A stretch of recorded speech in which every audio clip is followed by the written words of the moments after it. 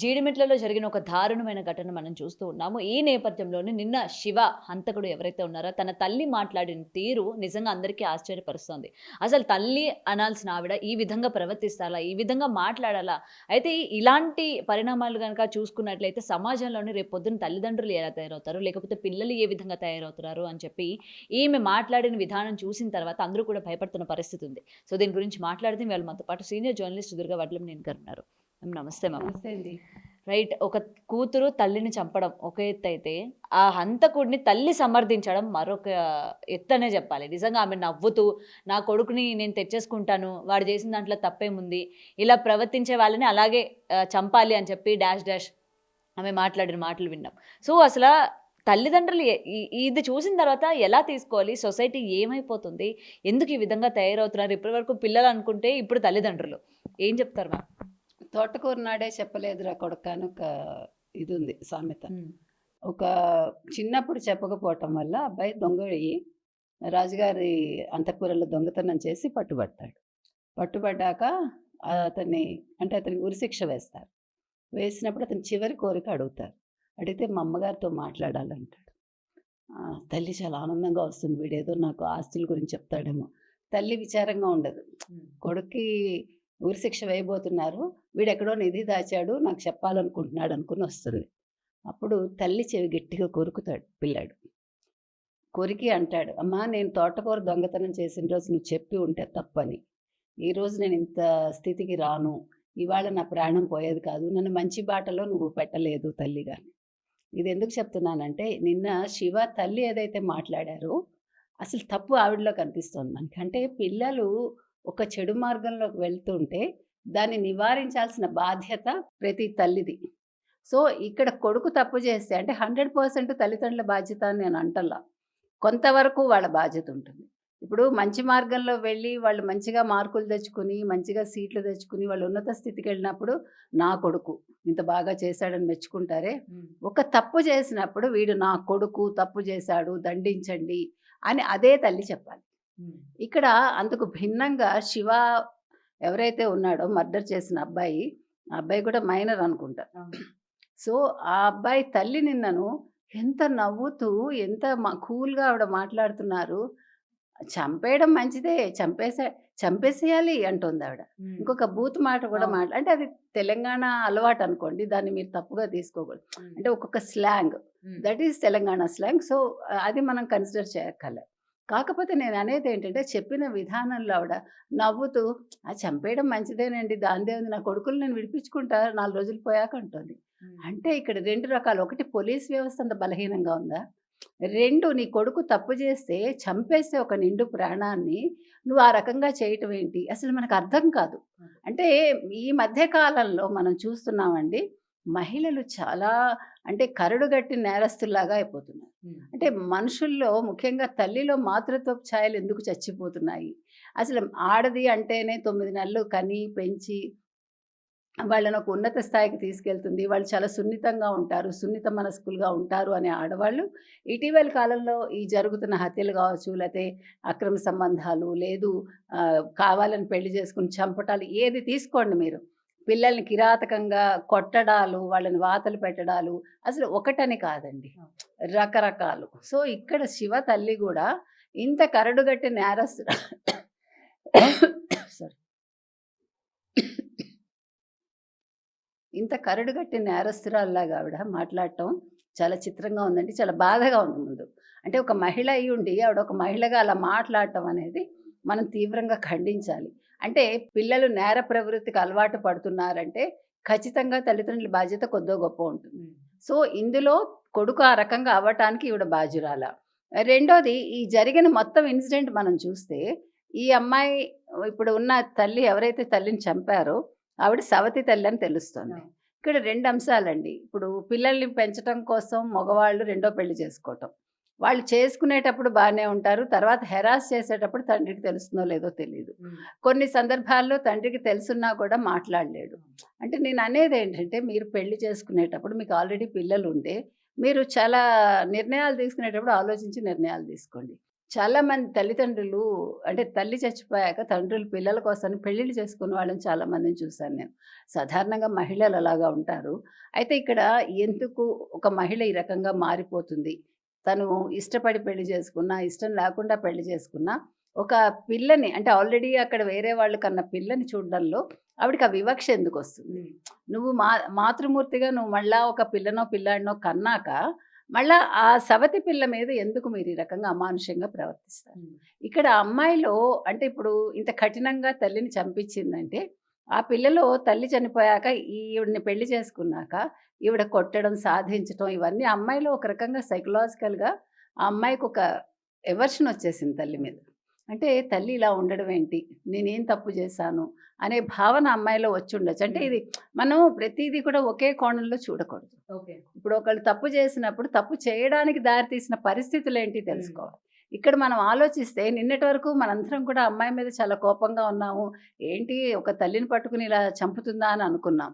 కానీ సవతి తల్లి ఆవిడ ఈ రకంగా అమ్మాయిని కొట్టింది, ఇబ్బందులు పెట్టింది. మేబీ చదువుకోనివ్వలేదా మనకు తెలీదు. సో, అమ్మాయి హోమ్‌కి కూడా వెళ్ళి ఉంది 2, 3 సంవత్సరాలు నేను నా తల్లితో ఉండనని. ఇవన్నీ జరిగాక ఆ అమ్మాయి నిన్నను అంటే ఈ అబ్బాయితోటి పరిచయం మీరు చెప్పినట్టుగా ఇన్‌స్టాగ్రామ్‌లో అయింది. 7, 8 నెలలు అయినట్టుంది. వాళ్ళ ఇంటికి కూడా దావతులకెళ్ళిందట ఆ పిల్ల. ఆ శివ వాళ్ళ ఇంట్లో జరిగే ఫంక్షన్స్‌కి.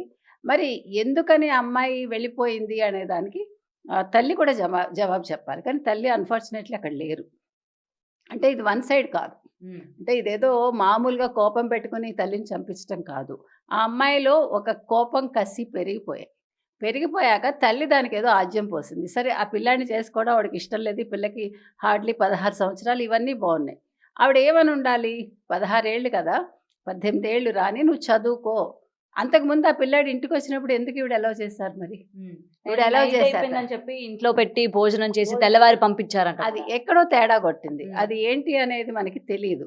అంటే ఇవన్నీ కూడా చాలా సున్నితంగా ఉంటాయి ఈ అంశాలు. అందుకే ఇక్కడ శివ వాళ్ళ మదర్ అంత ధైర్యంగా మాట్లాడుతున్నారు అనుకోవచ్చా? ఎందుకంటే తన ఖచ్చితంగా. తప్పు లేదు అని కూడా చెప్తూ ఉన్నారు కదా! అంటే ఆవిడకి కూడా ఒక తల్లి ఈ రకంగా బిహేవ్ చేయటం ఒకటి. రెండోది ఆవిడకి ఎక్కడ కోపం వచ్చిందంటే, ఈ పిల్ల వచ్చింది. వచ్చాక వాళ్ళు 2 రోజుల తర్వాత పంపించారు. నిన్న శివ వాళ్ళ అమ్మగారు ఏమన్నారు, "మా పిల్లని మేము ఉంచుకోవటం తప్పే 2, 3 రోజులు మా ఇంట్లోనే" ఆవిడ ఒప్పుకున్నారు. "మేము అది చెప్పాం వాళ్ళకి, చెప్పే పంపించాము. ఈలోగా ఆవిడ కేస్ పెట్టింది" అని. క్రిమినల్ కేస్ ఏదో పెట్టినట్టున్నారు. సో, ఆ కేసు కోసం ఈవిడకి కోపం వచ్చింది. మీకు అర్థమైందా అక్కడ సిట్యుయేషను?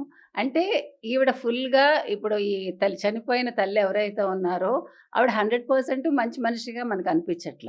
రెండోది ఇక్కడ అందరి తప్పులు కనిపిస్తున్నాయి. సో, ఈ కేస్ ఎట్లా ఉందంటే ఈ అమ్మాయి ఏదో ఆవేశంలో చేసింది కాదు ఇది. చేయించింది కాదు. ఆ అబ్బాయి మీద ఇష్టం ఒకటి. ఎప్పటినుంచో ఆ పేరుకుపోయిన ఆ కక్ష అనేది ఆ అమ్మాయిని ప్రేరేపించింది. ప్రేరేపించినప్పుడు అవతల వాళ్ళు దానికి ప్రోద్బలం ఇచ్చి మేము వస్తాం నీకెందుకు మేము చంపుతామని ఆ శివ తమ్ముడు ఇద్దరు నల్గొండ నుంచి వచ్చి ఆవిడ పూజ చేసుకుంటుంటే ఈ అమ్మాయి సుత్తితో కొట్టి వాళ్ళు దుప్పటి ఈ మొహం మీద వేసేసి ఆ కొన ఊపిరితో ఉన్నాక ఈ చిన్న కూతురు స్కూల్ నుంచి వచ్చింది అమ్మాయి. వచ్చాక అమ్మాయి ట్రై చేసింది అమ్మ లే అని. ఈ అమ్మాయి నీళ్లు జల్లినట్టు జల్లి నువ్వు బయటకెళ్ళు నేను అమ్మని సరి చేస్తాను. నువ్వెవరో కజిన్ ఇంటికో ఇంకెక్కడికో వెళ్ళమని చెప్పింది. అయిపోయాక ఈ పిల్ల మళ్ళా వెళ్ళి వచ్చేలోపు ఆ పిల్లాడిని పిలిచి మళ్ళా వాళ్ళ చున్నీతో ఆవిడని కొన ఊపిరితో ఉంటే చంపేసి అంటే అసలు శివకి కోపం రావాల్సిన పనే ఉంది ఇక్కడ.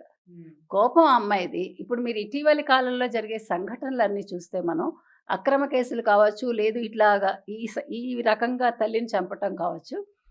అంటే అసలు సంబంధం లేని వ్యక్తులు ఇన్వాల్వ్ అవుతున్నారు. అంటే ఈ అమ్మాయి మీద మోజు అతన్ని అంత దూరం తీసుకొచ్చిందా? శివాకి పోనీ అమ్మాయి మీద మోజు ఉండొచ్చు. వాళ్ళ తమ్ముడు ఎందుకొచ్చాడు? నేననేది అంటే ఒక నేరం ఇక్కడ చేసేటప్పుడు ఇంకొకటి కూడా మేడం, నల్గొండ నుంచి హైదరాబాద్ ఇంట్లోని తల్లిదండ్రులకి చెప్పకుండానే శివ వచ్చాడా? తల్లికి ఏమైనా చెప్పి వచ్చాడా? అన్న అనుమానాలు కూడా ఇవాళ బయటకు వస్తున్నాయి. అంటే తల్లికి నేను ఈ విధంగా చంపుతాను, లేకపోతే తను నన్ను ఈ విధంగా పిలిచింది అని చెప్పి ఏమైనా చెప్పుంటాడు అనుకోవచ్చా? చెప్పుండదు. అంటే చంపడం గురించి చెప్పకపోవచ్చు హ్మ్. మేబీ. అమ్మాయి పిలిచింది నేనెళ్తున్నానని హింట్ అయితే ఇచ్చుంటాడు. ఓకే. ఏది ఏమైనా ఇక్కడ మొత్తం అందరిలోనూ తప్పు కనిపిస్తోందండి. అంటే ఒక నేరం చేయడానికి అంత పరిస్థితులు దారి తీశాయా? ఆ అమ్మాయి మీద అంత ప్రభావం చూపిచ్చాయా? కానీ ఎంత ప్రభావం చూపిచ్చినా ఒక ప్రాణం తీయాల. ఒక కసి ఉండొచ్చు. మనకొక కోపం అదొక రకంగా ఉంటుంది మనకి. అంటే వాళ్ళకి మన నీడ పడదు. మనకి వాళ్ళ నీడ పొడగట్టదు కదా. అంటే ఇద్దరికి కూడా ఒకలాంటి నెగిటివ్ ఇది ఉంటుంది, ఒక పిల్లి ఎలకలాగా అనుకోండి. సో అలాంటప్పుడు ఇలా చంపేయటం అనే నిర్ణయం తీసుకోవటం ఎంతవరకు సమంజసం. ఇంకొకటండి, పిల్లలు ఆలోచించాల్సింది ఏంటంటే, ఇప్పుడు కోపమే చంపేశారు అయిపోయింది, రేపొద్దున మీరు జైలుకి వెళ్తారు 4 ఏళ్ళు 5 ఏళ్ళు, బికాజ్ వాళ్ళు చిన్నపిల్లలకి మైనర్స్ కాబట్టి వాళ్ళకి పెద్ద శిక్ష పడకపోవచ్చు, 4-5 ఇయర్స్ పడవచ్చు, మనకు తెలియదు. ఏది పడినా ఇది నువ్వు జీవితాంతం మొయ్యాలిగా ఈ భారం, ఈ మచ్చ ఇలాగే ఉండిపోతుంది. ఇప్పుడు ఇక్కడ ఇంకొక చిన్న ట్విస్ట్ ఏంటంటే, ఈ అమ్మాయి కూడా అరెస్ట్ అయింది, ఆ పిల్లలు అరెస్ట్ అయ్యారు. సో ముగ్గురు జైల్లో ఉండి వచ్చాక ఈ పిల్లని శివ అంగీకరిస్తాడా, శివాని అమ్మాయి అంగీకరిస్తుందా, వీళ్ళిద్దరిని వాళ్ళ అమ్మ అంగీకరిస్తుందా, అది కూడా పెద్ద క్వశ్చన్ మార్క్. అండ్ ఇంకొకటి, ఇక వాళ్ళ చెల్లి మీద ఏమైనా థ్రెట్ ఉండే అవకాశం ఏమైనా ఉందా? ఎందుకంటే ఇవాళ విట్నెస్ తనే కదా, మొత్తం చేసింది మా అక్కనే, ఇంతకు ముందు కూడా ఈ విధంగా బిహేవ్ చేస్తుంది, లేకపోతే కేసులు పెట్టడం కావచ్చు, మొత్తం మా అక్కే చేసింది అని చెప్పి వాళ్ళు తను మాట్లాడింది కాబట్టి వాళ్ళ చెల్లికి కూడా శివ నుంచి కానీ లేకపోతే శివ ఫ్యామిలీ మెంబర్స్ నుంచి కానీ ఏమైనా థ్రెట్ ఉండే అవకాశం ఉందా? ముఖ్యంగా వాళ్ళ అక్క దగ్గర నుంచి కూడా బెదిరించచ్చు, నువ్వు ఇట్లా చెప్పకు, నువ్వు నిజం చెప్పొద్దు అని ఆల్రెడీ అమ్మాయి చెప్పింది. నువ్వు నోరు మూసుకో, నువ్వేం మాట్లాడకు అని చెప్పి బయటకు తీసుకొచ్చాక ఆ అమ్మాయి ఆగలేక పక్కావిడికి ఎవరికో చెప్పింది. మీరు గమనిస్తే అంటే చిన్నపిల్లలు ఆపుకోలేరు కదా, అందులో తల్లి ఇంకా ఎవరో కూడా కాదు. సో ఇప్పుడు ఆ అమ్మాయికి ఆధారం లేదు. ఇప్పుడు ఈ పిల్ల అట్లీస్ట్ ఒక 16 ఇయర్స్, ఈ అమ్మాయికి, ఆ పిల్ల ఇంకా చిన్నపిల్ల కదండి, ఇప్పుడు ఎటు కాని వయసు. కాబట్టి ఆ అమ్మాయిని ఇప్పుడు ఏదైనా హోమ్కి పంపించి ఆ పిల్ల బాగోగులు చూడడం ఒకటే కాదు, మీరు చెప్పినట్టుగా రక్షణ కల్పించాలి. ఎటువంటి రక్షణ, అమ్మాయికి ఎటువంటి థ్రెట్ రాకుండా ఒకటి. 2, ఆ అమ్మాయిని ఎవరు ఇబ్బంది పెట్టకూడదు. ఇప్పుడు ఆ పిల్ల మీద ఇది మానసికంగా కూడా ఇది ప్రభావం చూపిస్తుంది. సో సైకలాజికల్ ప్రాబ్లమ్స్ వచ్చే అవకాశం ఉంటుంది. కాబట్టి ఆ రకంగా కూడా అమ్మాయిని కొంచెం గమనించాలి. అయితే ఫార్చునేట్లీ ఆర్ అన్ఫార్చునేట్లీ మనకు అటువంటి సిస్టమ్ ఉందో లేదో నాకు తెలియదు. ఒక హోమ్కి పంపించేశాక వాళ్ళకి భోజనం పెట్టామా టైంకి, ఒక 4 బట్టలు జతలు ఇచ్చామా, ఏదో చదువు చెప్పామా అని కాదండి. మనకి మెంటల్గా అంటే మానసిక ఆరోగ్యం కూడా చాలా ముఖ్యం. ఆ రకంగా అంటే రేపొద్దున అమ్మాయి ఇవన్నీ తలుచుకుని రేపొద్దున అక్క మీద కసి పెట్టుకుని, శివ మీద కసి పెట్టుకుని ఆ పిల్ల ఒక రకంగా తయారవ్వకూడదు. మీకు అర్థమైంది కదా.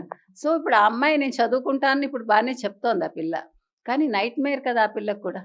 కాబట్టి ఆ అమ్మాయి మానసిక స్థితి ఎలా ఉందో ఆ హోమ్ వాళ్ళు అబ్జర్వ్ చేస్తూ ఉండాలి. ఒకవేళ హోమ్లో పెడితే, లేదు అమ్మాయి ఎక్కడ ఉంటుంది, ఉన్నప్పుడు అవతల వాళ్ళు ఎలా చూసుకుంటారు, చూసుకున్నాక ఆ ప్రభావం ఈ అమ్మాయి మీద ఎలా ఉంటుంది, ఈ అమ్మాయి వాళ్ళతో ఎలా ఉంటుంది, ఇవన్నీ కూడా చాలా ముఖ్యం.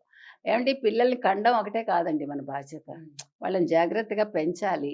కానీ అన్ఫార్చునేట్లీ ఈ అమ్మాయి వాళ్ళ మదరు సవతి తల్లి అయినా కూడా అట్లా చేయకూడదు. ఇద్దరు పిల్లల్ని సమానంగా చూడాలి. ఇప్పుడు ఈ పిల్ల మొండిగా కూడా మనకు కనిపిస్తోంది. ఇప్పుడు ఒక 16 ఏళ్ళు లేకుండా ఇంకా మెచ్యూరిటీ కూడా లేదు ఆ పిల్లకి. వాడు నచ్చాడు కరెక్టే తల్లి, ఎవడు కాదన్నాడు, వెయిట్ చేయి, డిగ్రీ అయ్యాక చేసుకుందామని చెప్పు, ఈలోగా మీ అమ్మగారిని నువ్వు కన్విన్స్ చేయి, వాట్ ఈస్ దట్ కదా. సో అంటే ఈ ఇమ్మెచ్యూర్డ్ లవ్స్ వల్ల జరిగే పరిణామాలు ఇలా ఉంటున్నాయండి. కాబట్టి మానసికంగా శారీరకంగా వాళ్ళ పెంపకం అనేది చాలా జాగ్రత్తగా ఉండాలి. తల్లిదండ్రులు కొడితే పరిష్కారం రాదు. మనం గతంలో కూడా చెప్పాం, పిల్లల్ని కొట్టడం వల్ల వాళ్ళు మొండి తేరుతారు. వాళ్ళకి ఒకలాంటి కోపం కసి ఉంటాయి వాళ్ళలో. నన్ను అంటే ఇప్పుడు అన్ని మనస్తత్వాలు ఒకలా ఉండవండి. దండం దశగుణ భవేత్ అన్నారు, అలాగని కొడితే వింటారా? ఇప్పుడు మన సామధాన భేద దండోపాయాలన్నారు, ముందు సామంతోటే వెళ్ళాలి, దానంతో వెళ్ళాలి, కానీ కొడితే ఎవరు తీసుకోవట్లా. ఈ కాలంలో అది చిన్నప్పుడు మా టీచర్స్ అందరూ మమ్మల్ని కొట్టేవాళ్ళు, కానీ దాని ప్రభావం వల్ల ఏమైంది, నాకు చదువులో నేను ఒక సబ్జెక్ట్లో వెనకబడ్డా, ఆవిడ పిక్కపాయసాలు పెట్టాం. వాళ్ళు ఇప్పటికీ నేను మొన్న స్కూల్కి వెళ్ళి చూసినాక ఆవిడే గుర్తుకొచ్చారు. అది నేను అనేది అప్పుడు కాలం వేరు, ఇప్పుడు కాలంలో మీరు అమ్మ తల్లి అని బుజ్జగిస్తేనే, అది తల్లిదండ్రులైనా అంతే, టీచర్లైనా అంతే. కాబట్టి ఇప్పుడు ఆ చిన్నపిల్లని జాగ్రత్తగా సంరక్షించాల్సిన బాధ్యత సమాజం మీద ఉంది. ఎట్ ద సేమ్ టైం ఈ అమ్మాయి ఫ్యూచర్ గురించి పిల్ల ఆలోచించుకోవాలి. ఇప్పుడు శివ తర్వాత తనతో ఉంటాడా ఉండడా, అసలు తన ఫ్యూచర్ ఏం ఆలోచిస్తుంది అమ్మాయి, ఇవన్నీ ఇప్పుడు చేయడం చాలా తేలిక, చంపేయడం ఒక సెకండ్ పని, ఒక ప్రాణం పోయగలమా మనం. అందుకని కోపాలు తగ్గాలండి మనుషులకి. కోపంతో సాధించేదేం లేదు. ఆ అమ్మాయి దాని బదులు తల్లి మీద కోపంతో బాగా చదువుకుని ఒక మంచి ఉద్యోగం సంపాదించుకుని తన కాళ్ళ మీద తను నిలబడి ఉంటే, చూసావా నువ్వు నన్ను అంత బాధ పెట్టినా నేను ఈరోజు ఇలా ఉన్నాను అని రేపొద్దున్న ఆ పిల్ల మళ్ళీ ఆ తల్లి ఆ పిల్ల దగ్గరికి వచ్చేది. అంటే మీరు అట్లా తీసుకోండి, ఛాలెంజింగ్గా తీసుకోండి తప్ప దాన్ని ఇట్లాగ నెగిటివ్గా తీసుకుని ఒక ప్రాణం తీసేసి దానివల్ల మీరు జైలుకి వెళ్ళి మీ ఫ్యూచర్ పాడు చేసుకుని మీరు ఏం సాధిస్తున్నారు, నేను అదొక్కటే అడుగుతా. For more videos like this, subscribe Big TV channel.